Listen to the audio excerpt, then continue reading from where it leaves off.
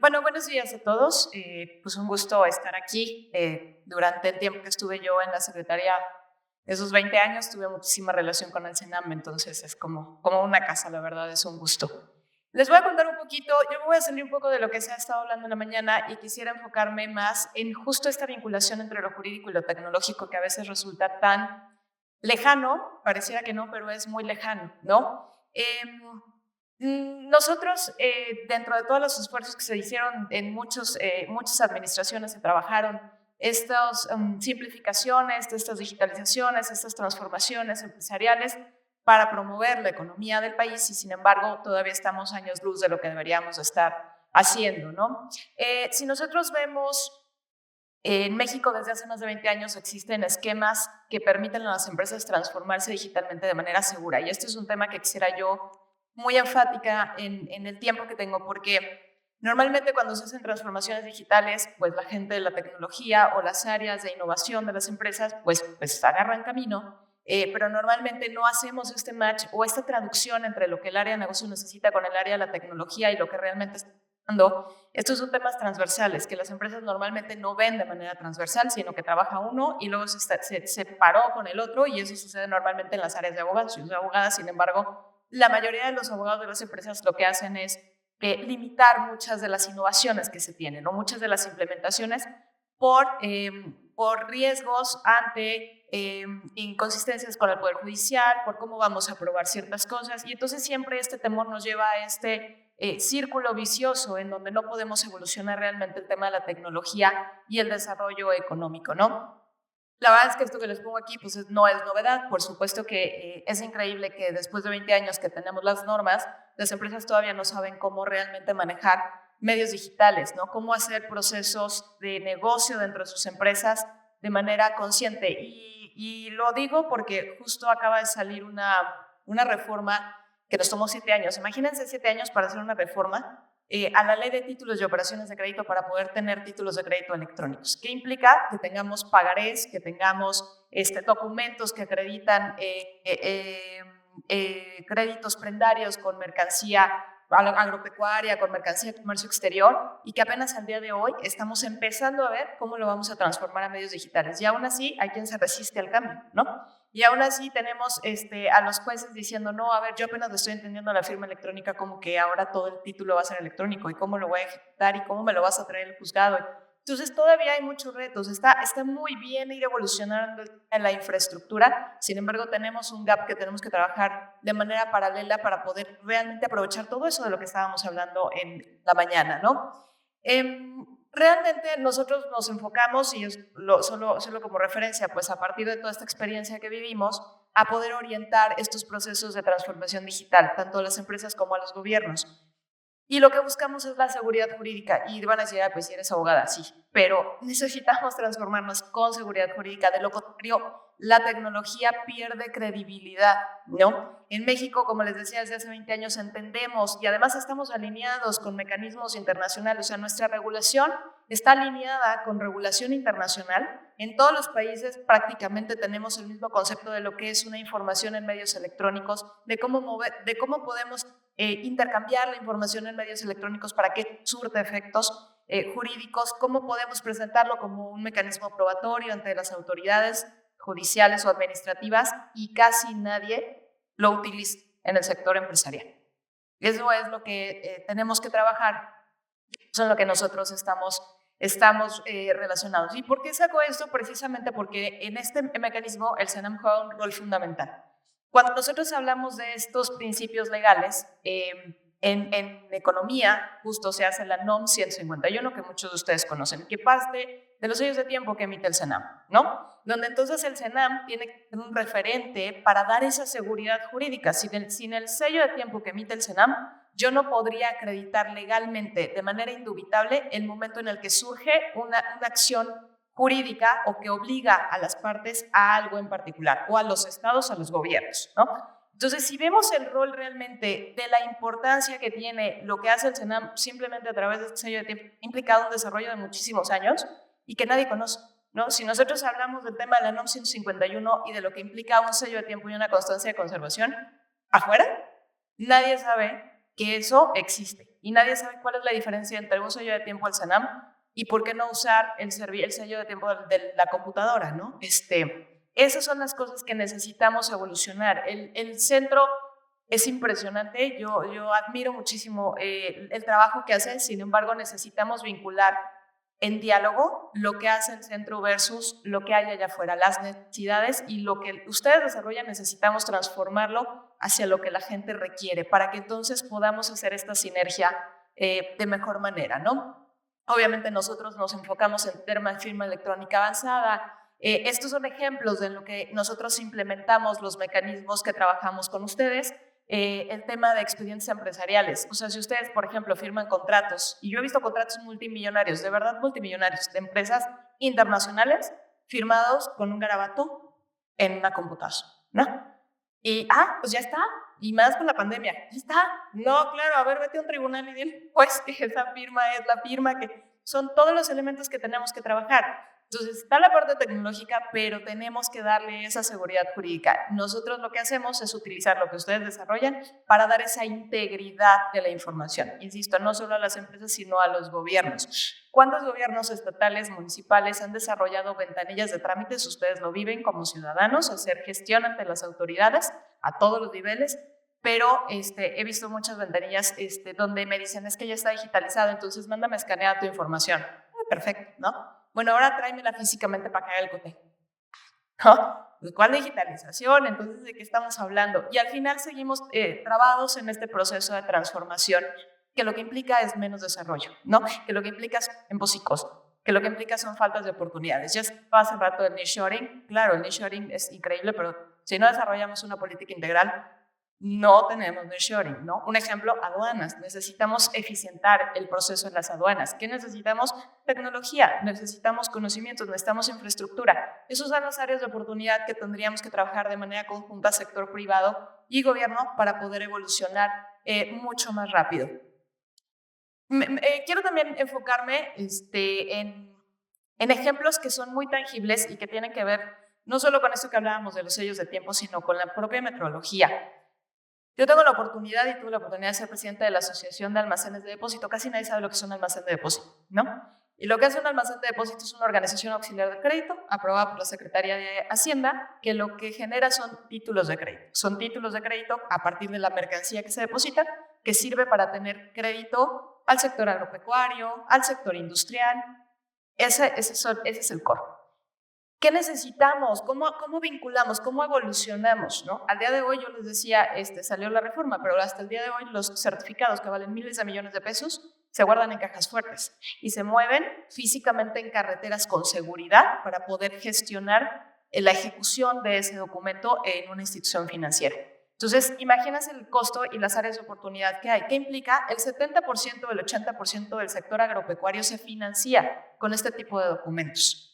Y el impacto que tiene esto en el desarrollo económico, en el abasto de productos básicos para la alimentación, en el abasto de productos para la industria es fundamental y no lo estamos atendiendo, ¿no? Entonces, nuestra jugada, nuestro target es que ahora con esta reforma realmente podamos hacer esta transición. Pero el documento per se, bueno, ese es un elemento, ¿no? Pero si no evolucionamos con la tecnología a la articulación de las cadenas de valor, pues de nada me va a servir, ¿no? Entonces yo ya tengo el título, el documento, claro, ahora tengo que hacer el vínculo con la institución financiera para que tenga esta confiabilidad. Entonces la interconexión y la comunicación que podamos generar de manera segura, que ya lo hablaban hace un momento, todo este despliegue de redes, ¿no? Y todas estas reglas de ciberseguridad que necesitamos. Si nosotros tenemos esta generación de vínculo con las instituciones financieras, con las cadenas de logística, con los mecanismos de importación y exportación, con los consumidores finales, ¿qué va a pasar? Bueno, primero puedo generar cadenas de valor mucho más focalizadas y estratégicas, hablando del nearshoring, hablando de productos de la canasta básica, pero además puedo centrar mis esfuerzos a dónde voy a poner financiamiento, a dónde voy a poner seguridad, a dónde voy a poner estrategia logística, qué caminos son más seguros o no, qué caminos son mejores para llegar a donde quiero llegar. Y entonces voy articulando a todos los sectores y no solo a un sector en particular. Y eso es parte de lo que deberíamos estar haciendo, trabajar de manera conjunta. Una parte, por supuesto, política pública, eso no hay duda. pero hay otra parte del sector privado que no estamos explotando, ¿no? La chamba del sector privado también es pensar distinto, es no esperar a que el gobierno haga o genere para que nosotros podamos tener resultados, o esperar, ahora que viene un cambio de gobierno, qué va a pasar para que entonces sepamos cómo nos vamos a mover. No, deberíamos estar nosotros articulando alianzas y estrategias entre los diferentes sectores a partir del uso de la tecnología para que podamos evolucionar de una manera mucho más segura. Y entonces fortalecernos con los cambios gubernamentales en lugar de estar esperando a ver qué sucede y cuál va a ser la política del gobierno entrante, ¿no? Esos son ejemplos muy básicos, y al final lo que nosotros buscamos es poder, ya vi que me quedó un poquito más de tiempo, ya lo voy a bajar la velocidad. Lo que nosotros buscamos es justo dar esta certeza en todo lo que se esté generando alrededor de, ¿no? ¿Cómo implementamos, cómo vinculamos el sector privado con estas decisiones de desarrollo? ¿Cómo vinculamos la investigación con la empresa? Se han hecho muchísimos esfuerzos, reformas legales, políticas, pero al final seguimos con este espacio que todavía tenemos que aprovechar, porque si no entendemos qué requiere el sector y si no entendemos la gran oportunidad que genera la investigación en México, no vamos a poder avanzar en el desarrollo.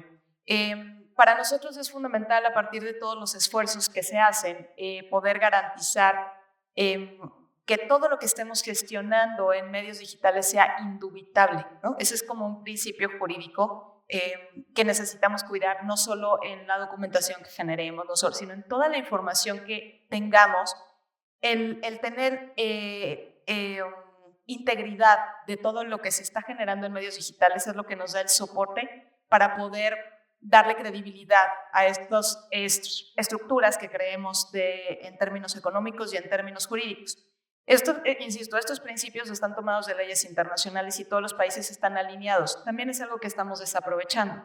Estos acuerdos que tenemos ya, que prácticamente todos los tratados tienen principios de comercio electrónico, de intercambio de información, de reconocimiento, incluyendo el tema de protección de datos y todo lo que conlleva, ¿no? el uso de medios digitales, no lo hemos aterrizado a algo tangible, se ha quedado en letra de tratados de libre comercio. Entonces, ¿cómo aprovechamos? Para eso son los tratados, para eso se negociaron.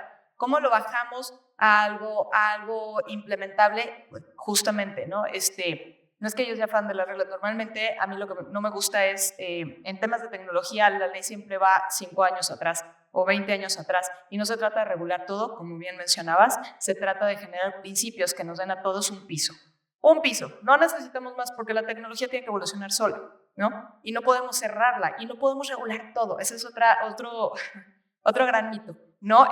Cuando sale algo nuevo, ya hablan de inteligencia artificial y toda la discusión que hay ahorita en el Congreso, ¿no? Que seguro sufren muchísimo con las reformas en el Congreso sobre inteligencia artificial, ciberseguridad, y a todos se les ocurre algo, efectivamente, pero no se trata de regular, se trata de generar pisos, se trata de generar bases que nos permitan intercambiar, que nos permitan homologar, que nos permitan generar mayor desarrollo en lugar de limitaciones. Entonces, hay que cuidar de esos principios. La integridad es uno de esos principios y es reconocido internacionalmente.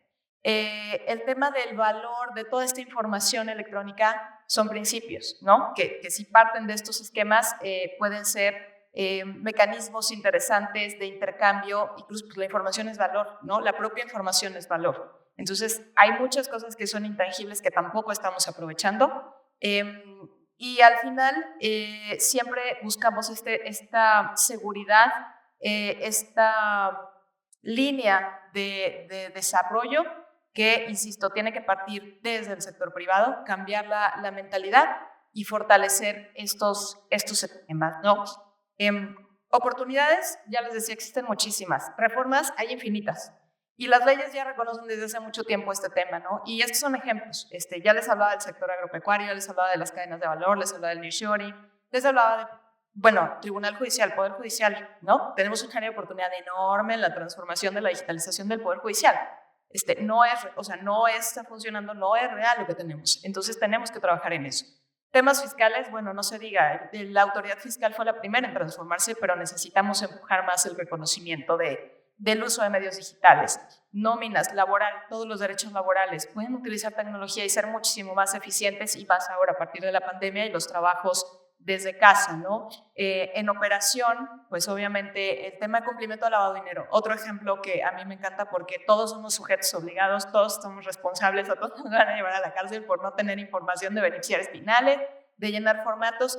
Tenemos sobreregulación efectivamente porque no atendemos el riesgo de origen. Lo que hacemos es poner trabas y trabas y trabas, formatos, sabemos cómo regularlo. Entonces aprovechemos la tecnología, seguros y fianzas, obviamente el tema comercial pues fue también el primero en evolucionar.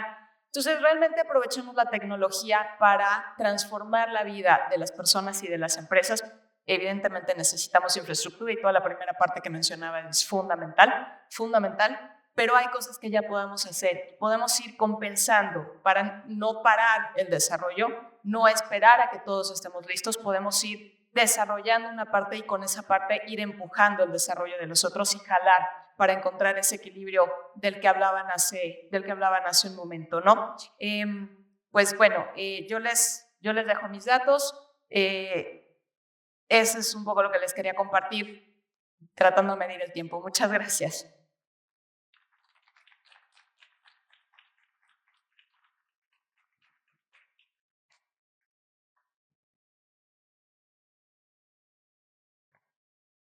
Muchísimas gracias por su presentación. Tenemos una pregunta de parte del doctor René Carranza. Déjeme, si hay un micrófono allá arriba.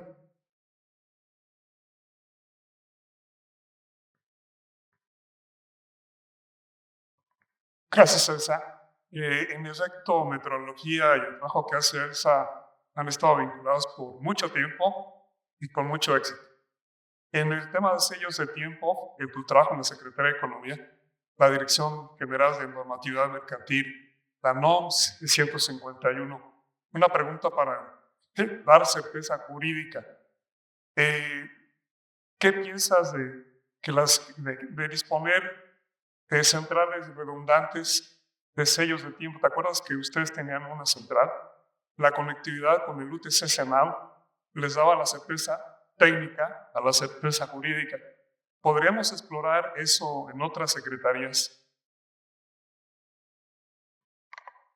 Mira, pues bueno, yo ya no, si en el gobierno me encantaría poder decir que sí, pero desde el sector empresarial creo que también hay cosas que se pueden hacer, ¿no? Vuelvo a lo mismo. Creo que sí deberíamos de trabajar en eso. Primero necesitamos hacer un know-how, insisto, de qué es el sello de tiempo, ¿no? Que todo lo que te pueda abonar el sello de tiempo a la vida comercial y operativa es fundamental. Entonces, creo que una estrategia sería, tenemos que hacer capacitaciones en sectores estratégicos, identificar sectores estratégicos, hacer capacitaciones y a partir de eso, entonces buscar estas alianzas para poner estos centros que nos permitan evolucionar industrias mucho más eficientemente a partir de los esfuerzos del sello de tiempo. Muchas gracias. ¿Alguien más quisiera hacer alguna pregunta abierta aquí al público?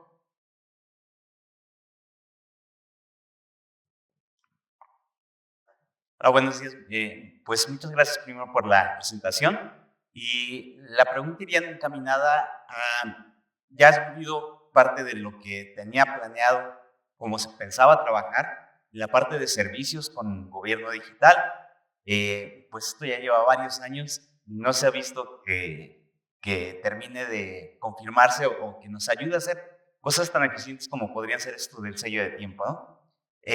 ¿Qué crees que haga falta en esta parte de las estructuras para facilitar esta transformación digital? Que no solamente es utilizar cosas, sino que transformemos nuestros contratos, nuestra forma de trabajar, nuestros acuerdos a formatos digitales. ¿Qué nos falta ahí?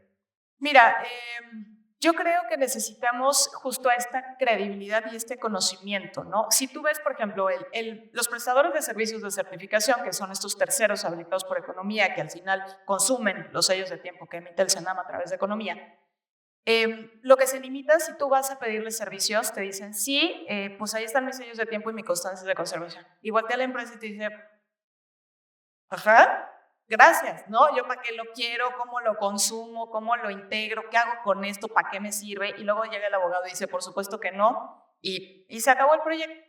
Entonces creo que necesitamos generar diálogo, es decir, unas explicaciones muy simples y muy básicas de esto que aporta y cómo te beneficia.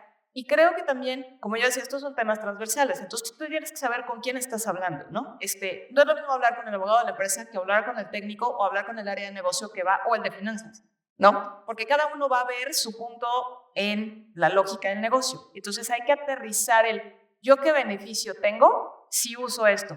Ah, no, bueno, mira, vas a recaudar tanto si eres un Estado, vas a generar tanto, no te van a impugnar. Ah, bueno, pero esa es la parte que creo que nos falta, aterrizar los conceptos a cosas tangibles. Eso es lo que yo veo así en áreas de oportunidad infinitas, y por eso es parte de lo que nosotros quisiéramos hacer, pero también necesitamos de la ayuda de ustedes, ¿no? Porque al final, pues aquí es donde se genera todo.